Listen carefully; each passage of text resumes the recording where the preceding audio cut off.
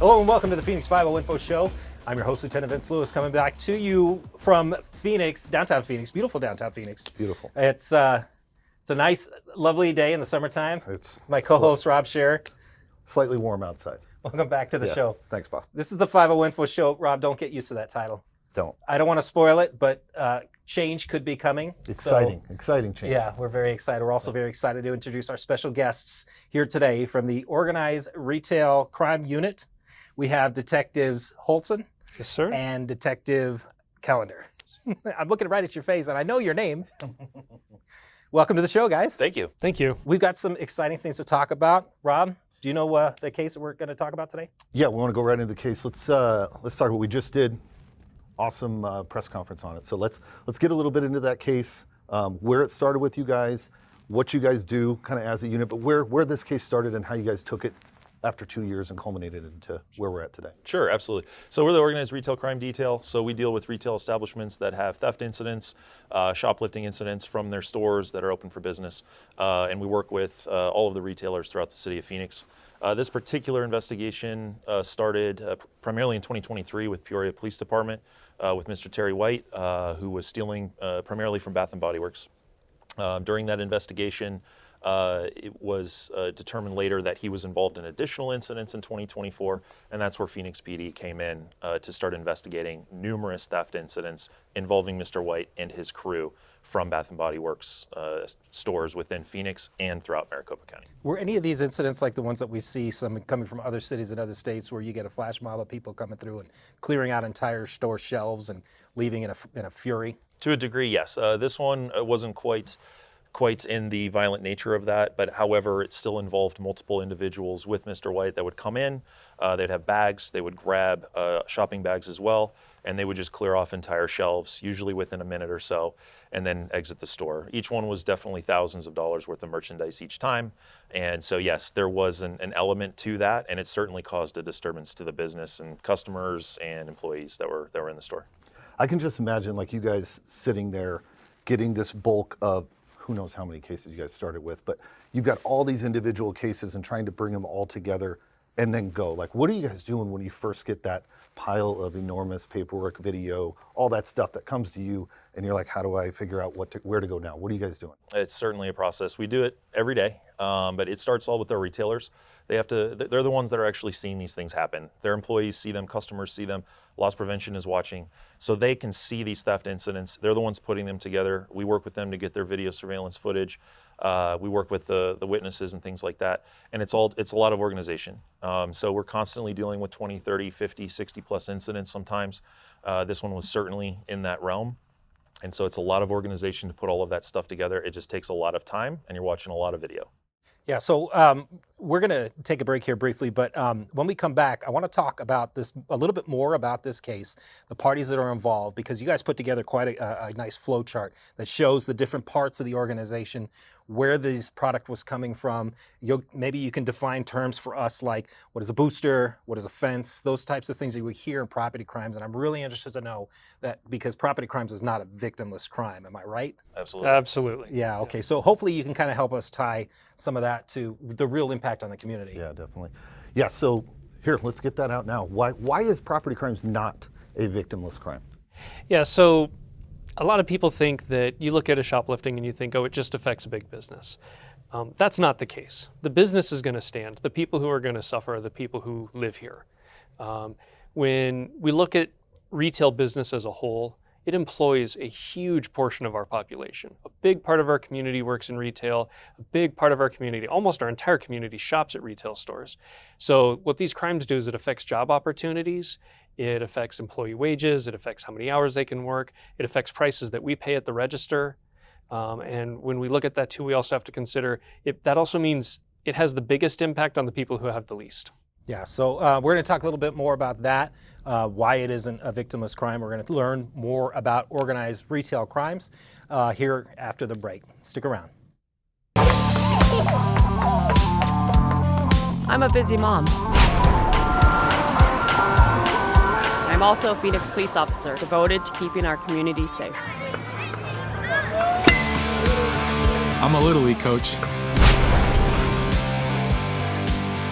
And I'm a Phoenix police detective. and a part of the team here too. Find endless career options with one of America's best large employers. Welcome back to the 50 Info Show. We're going to talk more about this organized retail crime case from detectives Holtzen and Kellander from the Organized Retail Crimes Detail. Sir. So the investigation started with Mr. White, but that was just one component. There were other boosters who were supplying the fence, correct? Absolutely. So not only were these groups clearing shelves of retail stores and delivering all this product to this married couple who was going to disseminate it out of a storefront inside their home, but there's also a cargo driver too, right, that was skimming off of his deliveries? Talk a little bit about that. Yeah, so Barcos was a delivery driver. His job was that he was supposed to pick up merchandise at a local warehouse here in Phoenix and then deliver the merchandise to stores at different retail stores throughout the county. For the most part, he did his job. But over a period of years, he learned how he could start to steal small quantities of merchandise at a time and remove it from his route. And so we had him doing that for a couple of years, actually. Now let's talk about the married couple and how it gets and how you guys got to them and what you learned once you got there. Yeah, so we started with that, like we described, the booster investigations, Terry White and his crew stealing a lot. And we really investigated a lot on what they were doing to try to find who they were moving that merchandise to. Eventually, that investigation led us to Yuli and Neftali, this married couple in Glendale, who had it all out of their home. And so once we learned that they were the primary buyers from this booster group, then we transitioned to investigating what they were doing, which showed, quite frankly, they were involved in a lot of stolen merchandise. All right, so we're hearing a lot of terms like booster. Can let us know what that is, and fence for those people who don't. Absolutely. So a booster is an individual who actually goes into the store and is the one removing the merchandise from the store for the purpose of selling it. They're going to go take it to a fence. A fence would be an individual or individuals that are purchasing that stolen merchandise in order to resell it. So let's talk about people, the purchasing element and that side of this whole thing. Obviously, most, I don't want to say none, but most of us don't necessarily want to contribute or be part of this whole world that you guys investigate day to day. How do I, as a consumer, protect myself, or what can I look out for to make sure I'm not perpetuating this issue? Yeah, so when we do these types of investigations, we see two red flags that really stand out. The first red flag is looking for sellers on these platforms who have large quantities of new merchandise and they're selling it cheaper than the retail stores. The second red flag would be anybody who claims that they can get you an item or get any object and sell it to you cheaper than the retail store can. Those are the biggest red flags we see. So at what point in the process is a consumer, just an innocent person that's thinking that they're trying to just find a deal, at what point does it scream to them that this is obviously an illicit operation? Or does that even happen? Really, if it sounds too good to be true, it is too good to be true. Because I would imagine walking into somebody's living room at their house and they've got it all set up like a storefront. Clearly it's not a Bath & Body Works store or a Victoria's Secret store or Gap or any of the other retail victims in this case. Wouldn't that kind of raise an eyebrow? Yeah, I would think, like say I somehow find myself walking into the front door of a house and it's set up like that. What are you guys wanting me to do as that potential consumer that's walking in and seeing that? Obviously that to us, and I would think to most people, that's a huge hint. This probably isn't legit. What do you want from us? Simplest thing is just to leave. I mean, a lot of these individuals that are operating these fencing operations are not necessarily violent individuals. You can simply just leave, much like a customer can. If they don't get any money from customers, then they dry up too. And that's what we're trying to do. It's as simple as that. You can just leave. All right, so how much trouble can I get in if, not me as a police officer, because clearly my career and life are over if I get involved in this types of things, but as a regular customer, if I find myself in this situation and I think, maybe I'm in too deep or whatever it is, and I've purchased something and I realize maybe after the fact, gee, this might have been contributed to some type of organized crime operation, how much trouble can I as the buyer get in? Do you want me to cover that? Go ahead. All right.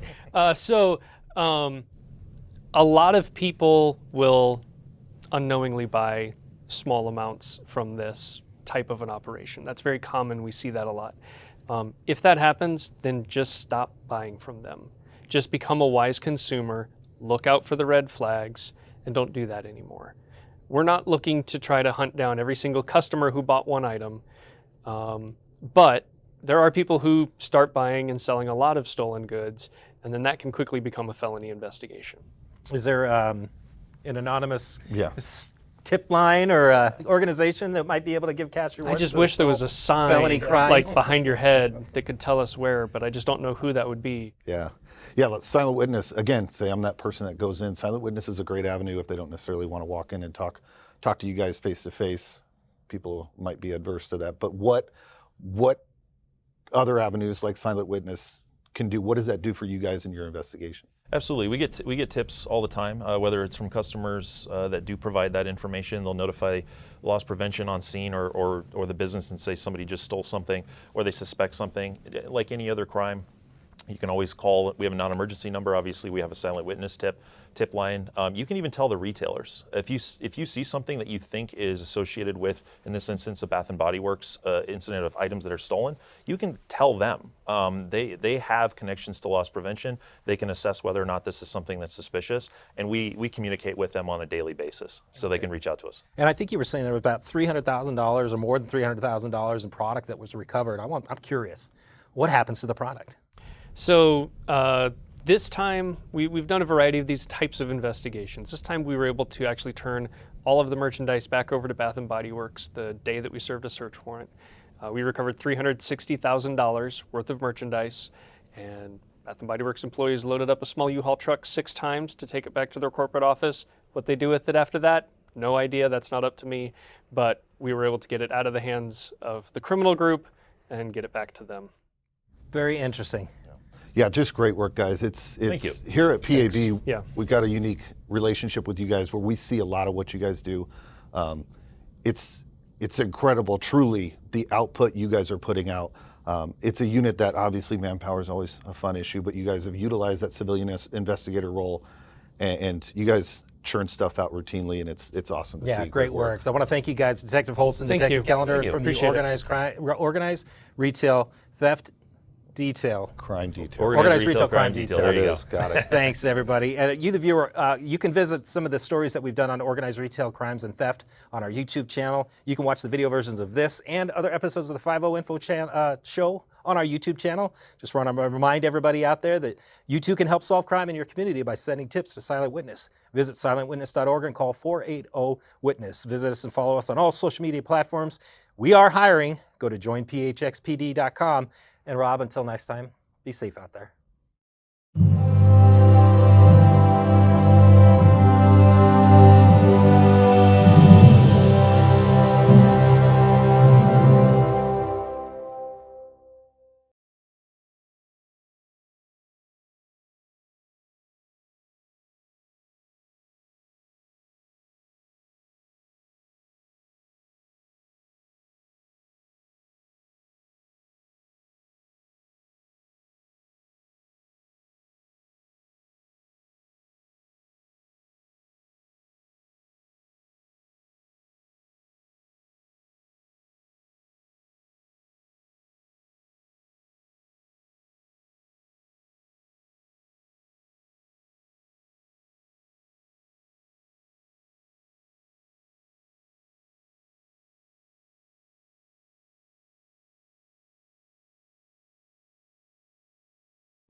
Arizona in the summertime means monsoons. Let's talk about safe driving on the next 50 Info Show.